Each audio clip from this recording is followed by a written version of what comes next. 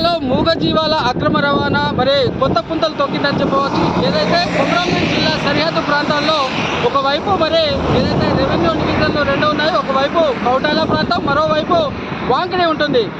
ఏదైతే ఈ సరిహద్దు ప్రాంతాల్లోనే మహారాష్ట్ర అనుకొని ఉంటుంది. ఈ మహారాష్ట్ర నుంచి మరి అక్రమంగా మరి గేదెలు, ఎద్దులు, ఆవులు ఇలాంటి పశువులను మరి ఏదైతే పశు రవాణా మాఫియా కొత్త పుంతలతో మరి ఏదైతే బొలెరో వాహనాల్లో 2, 3 అంటూ కొత్తగా ఒరవడి సృష్టించిందని చెప్పవచ్చు.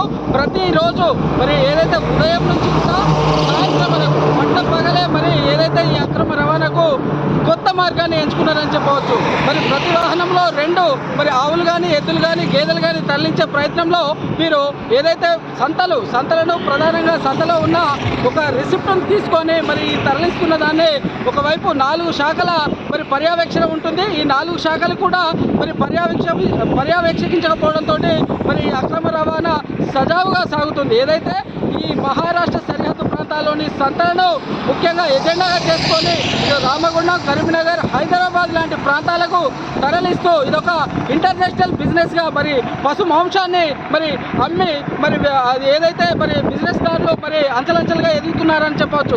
ఏదైతే మరి పశు నిషేధిత చట్టం 1960 ప్రకారము పశువులను వధించడమే మరి నేరంగా పరిగణించే భారతదేశంలో మరి ఇంత పెద్ద ఎత్తున మరి మాఫియా కొనసాగుతుందంటే దీని వెనకాల మరి ఏదైతే పెద్దల అండదండలు మెండుగా ఉన్నాయని చెప్పవచ్చు. దీనికి సంబంధించి సంతలో మరి పర్యవేక్షించాల్సిన మార్కెటింగ్ శాఖ పూర్తిగా ఇక్కడ విఫలమైందని మనకు తేటతెల్లనైంది. అదేవిధంగా రవాణా సమయంలో రోడ్డు మార్గాన ఉన్న పోలీస్ డిపార్ట్మెంట్ శాఖలన్నీ కూడా పర్యవేక్షణ లోపంతోనే ఈ యొక్క మాఫియా మరి 3 పూలు 6 కాయలుగా కొనసాగుతుంది. ఇట్టి మాఫియాపై మరి కొత్త పుంతలు ఇంతకు ముందు రాత్రి వేళల్లో మరి ఏదైతే తరలింపు జరిగేది ఇప్పుడు పగలే యథేచ్ఛగా కొనసాగుతున్న మరి ఈ అక్రమాలను ఖచ్చితంగా కట్టడి చేయాలని ఇటు మరి హిందూ వాహిక సంఘాలతో పాటు ప్రజలు కోరుతున్నారు.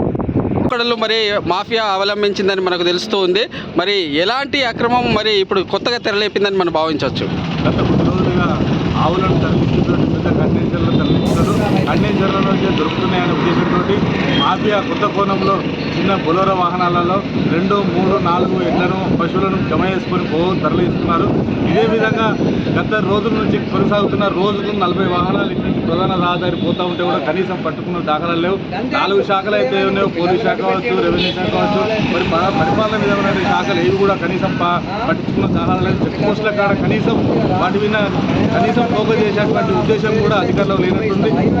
ఆ పశువులు తరలించే సమయంలో కనీసం అక్కడ పట్టుబడ్డప్పుడు కనీసం ఎవరికైనా తెలియజేసి పంచనామా చేయనటువంటి పరిస్థితి నెలకొంది. మామూలుగా అలవాటు పడ్డటువంటి అధికారులు ఎవరైతే ఉన్నారో చాలామంది ఈ వాహనాల తరలింపులో ప్రేక్షక పాత్ర పూజిస్తున్నారు. అది ఇప్పటికైనా ఎవరైతే అధికారులు ఉన్నారో ఈ ఆవులను కుంభకోణం ఏదైతుందో ఇది పెద్ద లెవెల్లో ఉంది. రాజకీయ నాయకుల అండదండలతో దేశంలో ఆవులను సంరక్షణ లేకుండా చేసే పరిస్థితికి ఏర్పడ్డది.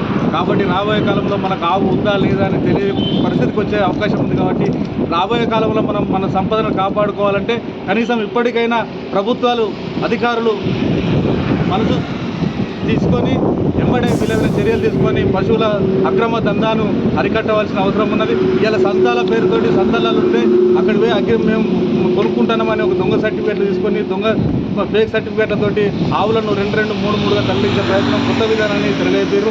కండిషన్ల విధానాన్ని పక్కా పెట్టి ఇది నయా మాఫియాగా కొనసాగుతున్న దీన్ని ఇమ్మీడియట్గా అరికట్టవలసిందిగా కోరుకుంటున్నాను. ఏదైతే ఇటు మహారాష్ట్ర బార్డర్గా ఉంది, ఈ మహారాష్ట్ర నుంచి కూడా మరి బొలెరోలో 2 పశువులను తరలించే మరి అనుమతి ఉన్నదని మరి చెప్పుకొస్తున్నారు. దీనిపైన ఎలాంటి పరిశీలన ఉండాల్సిన అవసరం ఉందంటారు?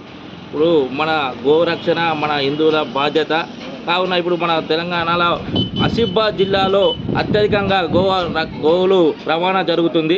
దీని మీద పోలీస్ శాఖ వారు ఒక నిఘా పెట్టి ఎక్కడికక్కడ చెక్ పోస్టులు ఏర్పాటు చేసి ప్రతిదీ క్షుణ్ణంగా పరిశీలించి వాటిని చూడాల్సిందిగా మేము విజ్ఞప్తి చేస్తున్నాం. ప్రధానంగా ఏదైతే ఇవి ఇక్కడి నుంచి ఏదైతే ఇప్పుడు కొమరంభీం జిల్లా నుంచి కరీంనగర్, హైదరాబాద్ కేంద్రంగా మరి కబేలాలకు తరలిస్తూ ఇది ఒక ఇంటర్నేషనల్ బిజినెస్గా కొనసాగుతుంది. దీన్ని ఎలాంటి అరికట్టాల్సిన అవసరం ఉంటుంది? దీన్ని అందరం ఒక విధిగా చూడాలి. మనం అందరం పోలీస్ శాఖ కాదు అన్ని డిపార్ట్మెంట్లు కలిసి ఎక్కడికక్కడ చెక్ పోస్ట్ దగ్గర పరిశీలించి ప్రతి వాహనాన్ని బొలెరో చిన్న వాహనాలలో కూడా తరలిస్తూ ఉన్నారు. వాటిని మనం ప్రత్యేకంగా క్షుణ్ణంగా పరిశీలించి వాటిని విడుదల చేయాలని కోరుకుంటున్నాం. Thank you.